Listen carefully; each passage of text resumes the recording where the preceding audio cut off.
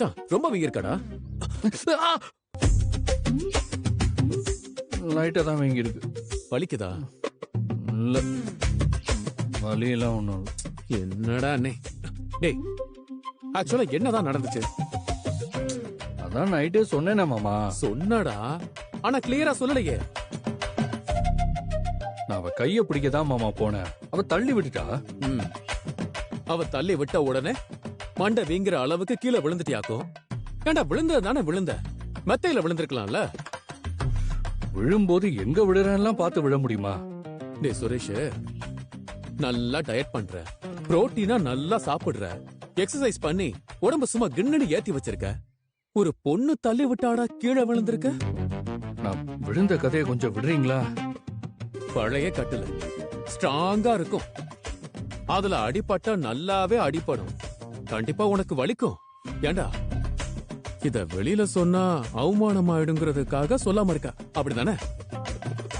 Please மாமா, தயவு செஞ்சு நான் விழுந்ததை பத்தியோ இல்ல அடிபட்டதை பத்தியோ பேசாதீங்க. அதையே கேட்டுட்டு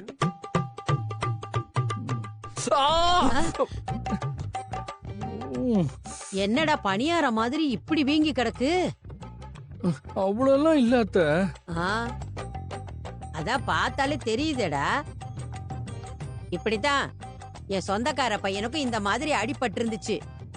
சின்ன அடிதானேன்னு கவனிக்காம விட்டுட்டாங்க. கொஞ்ச நாள்ல மூளையே குழம்பி போச்சாண்டா. மா, நீங்க வேற பயமுறுத்தாதீங்கம்மா. அந்த அளவுக்குலாம் ஒண்ணும் ஆகல. ஏன், இவனுக்கு மூளை இல்லையாடா? எதுக்கும் இவனை கூட்டிட்டு போய் மண்டைய ஒரு ஸ்கேன் பண்ணி பாருடா. இந்த காலத்து பிள்ளைங்க என்னத்த கல்யாணம் பண்ணி என்னத்த தான் குடும்பம் நடத்துதுகளோ. சே, இருக்கான் பாரு. நிஜமாவே மூளைக்கு ஏதாவது ஆயிருக்குமா? எங்க அம்மா இப்படி தாண்டா தேவையில்லாதெல்லாம் பேசி பயமுறுத்துவாங்க. அவங்க பேசுறதெல்லாம் பெருசா எடுத்துக்காது.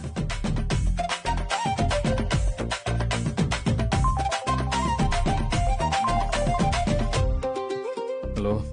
டே சுரேஷ், சொல்லுண்ணே. உனக்கு தலையில அடிபட்டு மண்டை வீங்கி போச்சாமேடா? என்ன ஆச்சுடா? அங்க என்ன பிரச்சனை?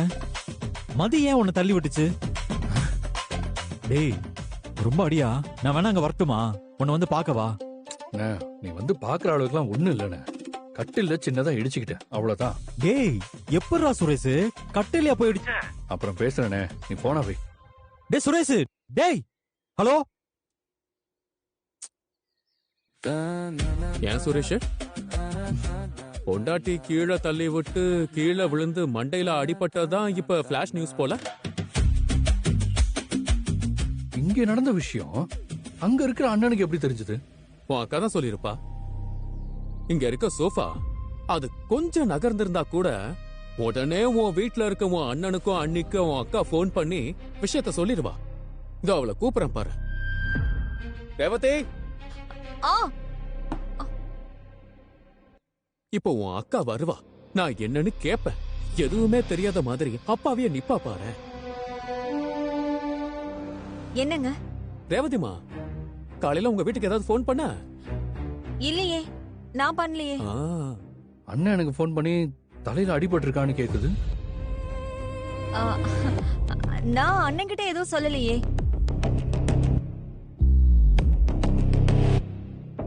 வீட்டுல நாம தான் இருக்கோம்.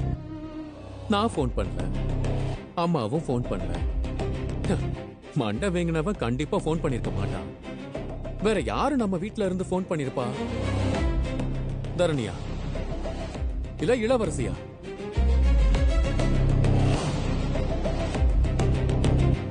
காலையில சொல்ற விஷயமா இது?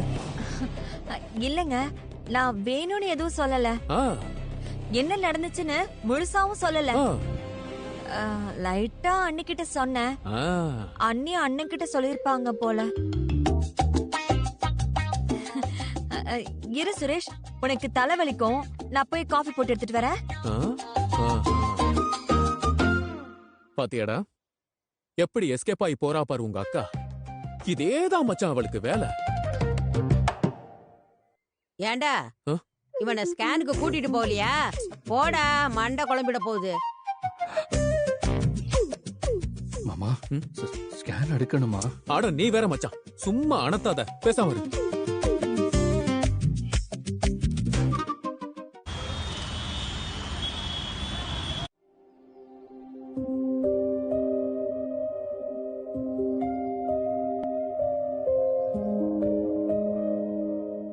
குட் மார்னிங் அத்தை.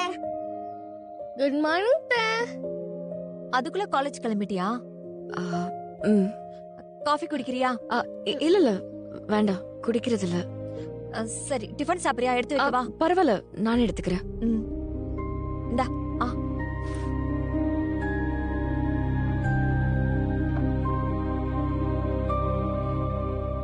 அதுல இட்லி இருக்கு, இதுல சாம்பார் சட்னி. இட்லி நிறைய இருக்குல்ல?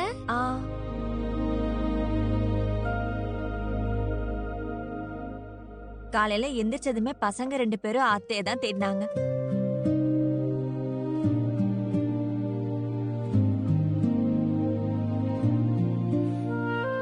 நல்லா இருக்கா? ரொம்ப நல்லா இருக்கு.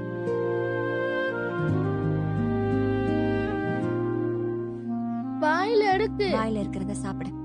சாரிங்க, எதுக்கு? நேத்து உங்க தூக்கத்துக்கு எடுத்துட்டேன். அது பரவாயில்ல.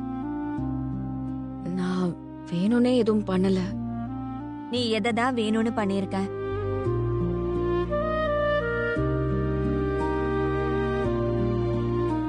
அவனுக்கு அவ்வளவு பெருசாலாம் அடிபடல. நீ அத பத்தியே யோசிச்சுட்டு இருக்காத. சின்னதா கூட அடிபடணும்னு நான் நினைக்கலங்க. நீ அத விடு. அவங்க வாழ்க்கைய அவங்களே பாத்துப்பாங்க. தேவையில்லாத விஷயத்துல தலையிடாதீங்கன்னு நான் அவர்கிட்ட சொல்லதான் செஞ்சேன். கேக்கல. சுரேஷ்க்கு என்னமோ ஐடியா குடுக்கறேன்னு கொடுத்து அனுப்பி வச்சாரு. அவருமே வேணும்னு இப்படி எல்லாம் பண்ணல. சுரேஷ்க்கு நல்லதுதான் நினைச்சாரு. கடைசியில இப்படி ஆயிடுச்சு.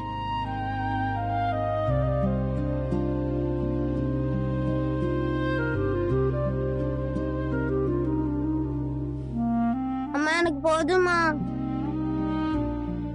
கை கழுவு.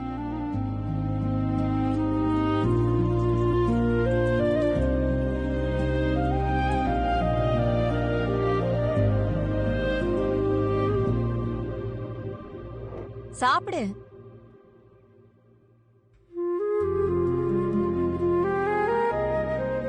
நீ எப்பவுமே காஃபி குடிக்க மாட்டியா? டீ? இல்ல, அதுவும் குடிக்கிறது இல்ல. நல்ல விஷயம்தான். இதே மாதிரி எல்லாருமே டீ காஃபி குடிக்கிறத நிறுத்திட்டா பொம்பளைங்களுக்கு அவ்வளவு வேலை மிச்சம். என் புருஷனே ஒரு நாளைக்கு 10 டீ குடிப்பாரு.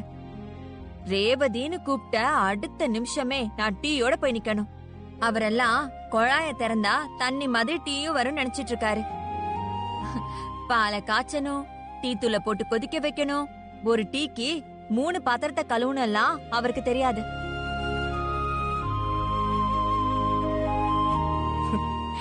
நீங்க மேல கோவமா இருப்பீங்க, என் கூட பேசவே மாட்டீங்கன்னு நினைச்சேன். நீங்க கேஷுவலா பேசுறது எனக்கு நிம்மதியா இருக்குங்க. இதுல என்ன இருக்கு? சாப்பிடு.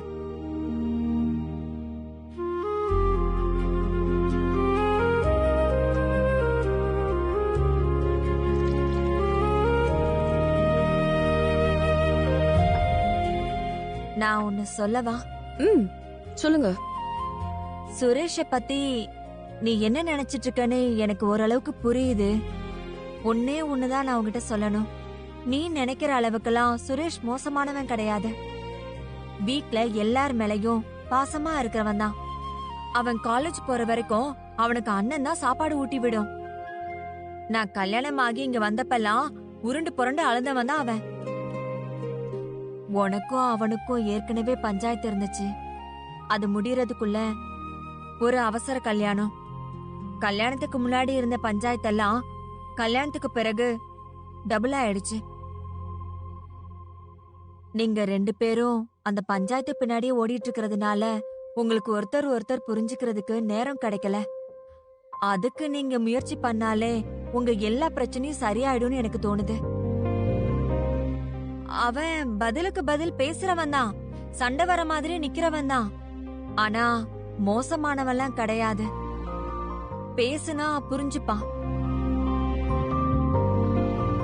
நான் அவன்கிட்ட பேசுறேன், உன்கிட்ட நல்லபடியா நடந்துக்க சொல்றேன். அவன் கண்டிப்பா கேப்பான். நீயும் அவன் கெட்டவங்கிற இடத்துல இருந்து வெளியில வந்துரு.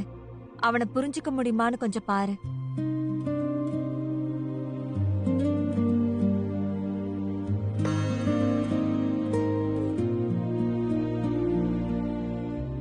நான் ரொம்ப போர் அடிக்கிறேன்னு. ஐயோ அப்படிலாம் இல்ல, என் காலேஜுக்கு டைம் ஆயிடுச்சு. எனக்கு ஒரு 10 நிமிஷம் டைம் தரியா? நான் உனக்கு லஞ்ச் பேக் பண்ணிடுறேன். அதெல்லாம் வேணாம். தரணிக்கு பண்ணுவேன், அப்படியே உனக்கும் சேர்த்து பண்ணிடுறேன். பரவாயில்ல, நான் காலேஜ் கேண்டீன்லயே சாப்பிட்டுக்கிறேன். உங்களுக்கு எதுக்கு கஷ்டம்? இன்னொரு இட்லி எடுத்து வச்சுக்கோ. போதும்.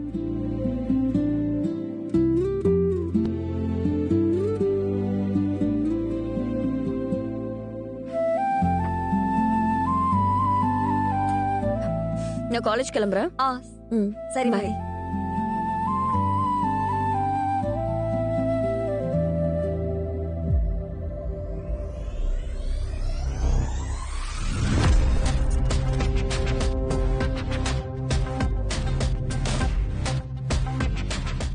பாத்தீங்களா மாமா, எதுவுமே நடக்காத மாதிரி வேலைக்கு கிளம்பி போறா.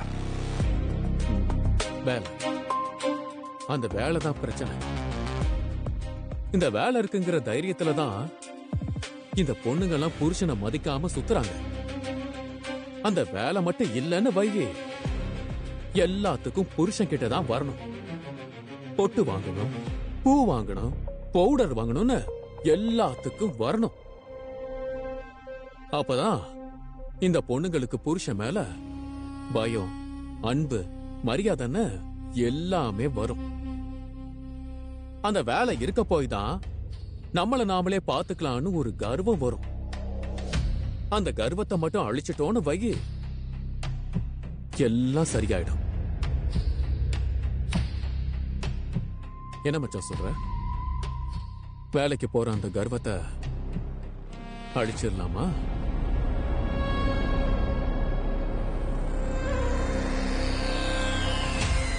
வேலைன்னு ஒண்ணு இல்லைன்னா கண்டிப்பா மதி உனக்கு அடங்கிதான் இருப்பா. நீ சொல்றத அவ அமைதியா கேப்பா. அதுக்கும் ஒரு முயற்சி பண்ணி பாத்துடலாமா? என்ன சொல்ற?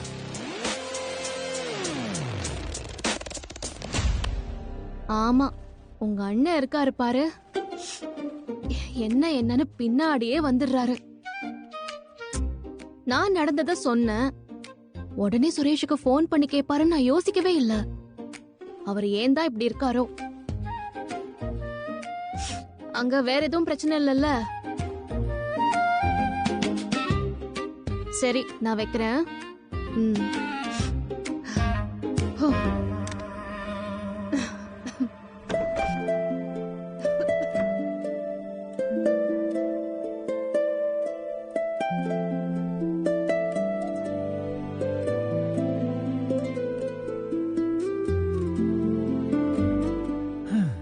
இங்க வச்சுட்டு தான் ரூம்ல எல்லாம் தேடினாக்கும்.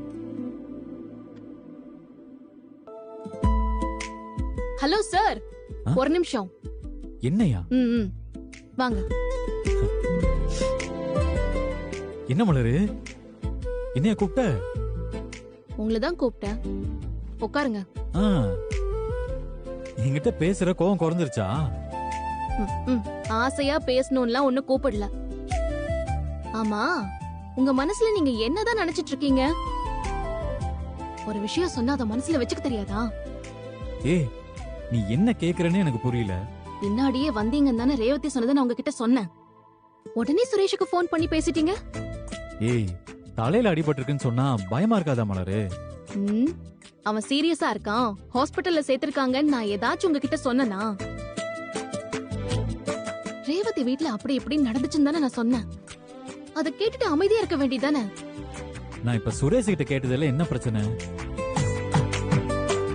அங்க நடக்கிற விஷயத்த நீங்க போன் பண்ணி கேட்டா ரேவதி தான் சொல்லிருப்பான்னு உங்க மச்சான் கண்டுபிடிச்சிருக்க மாட்டாரா?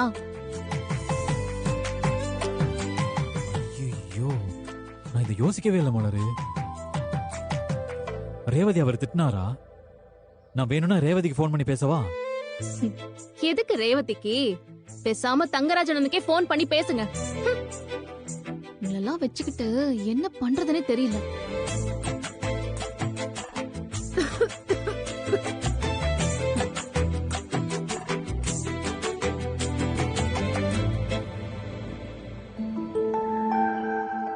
பகிரஜ், அப்பா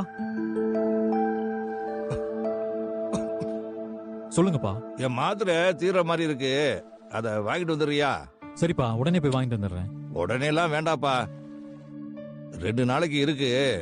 நீ வேலைக்கு போயிட்டு வரும்போது வாங்கிட்டு வந்தா போதும். ம் சரிங்கப்பா. ம் அப்பா செக்கப்புக்கும் போகணும்ல? இல்லடா, அதுக்கு அடுத்த மாசம் தான்டா போகணும். அப்பாவுக்கு செக்கப் பண்ணும்போது எனக்கும் பண்ணணும் பாக்கியராஜ். வீட்ல நடக்கிற பிரச்சனையில எனக்கு பிரஷர் ஏறி போய் கிடக்கு. அம்மா பண்ணிடலாமா? உங்க 2 பேருக்கு சேர்த்தே பண்ணிடலாம். வீடுன்னு இருந்தா 1-2 பிரச்சனைகள் வரத்தான் செய்யும், சரியாயிடும். நம்ம வீட்டுல மட்டும்தான் என்னாச்சுன்னே தெரியல, தினமும் ஒரு பிரச்சனை. நடக்கிறதையெல்லாம் யோசிச்சு யோசிச்சு தலையே வெடிச்சிடும் போல இருக்கு. ச்சே. அப்பா நீங்க கவலைப்படாதீங்க, எல்லா பிரச்சனையும் சீக்கிரமே சரியாயிடும். வீட்டுக்கு ஒரு மகாலட்சுமி வருவான்னு நினைச்சா ஒரு மண்டகனம் புடிச்சவதான் வந்திருக்கா. அவளை வச்சுக்கிட்டு என்ன பிரச்சனையை சரி பண்றது?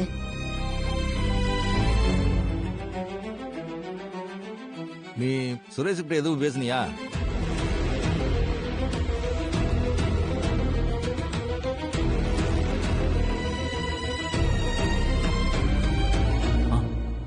நான் பேசினேன்ப்பா.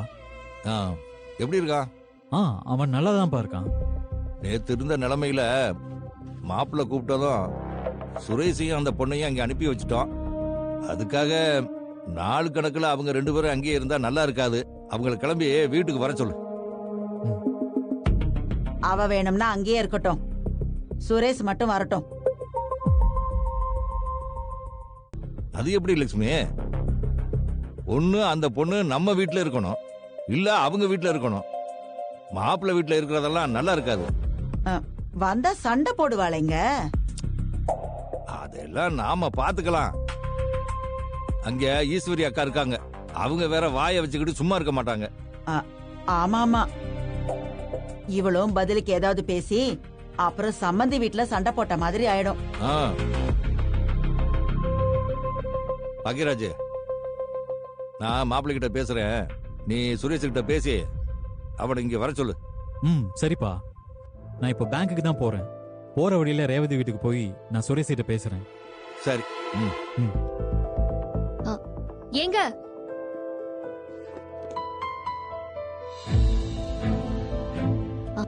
அப்படியே போகும்போதே என்னையும் பாப்பா ஸ்கூல்ல விட்டுடுறீங்களா? எதுக்கு? ஸ்கூல்ல இருந்து வர சொல்லிருக்காங்க. எதுக்கு அடிக்கடி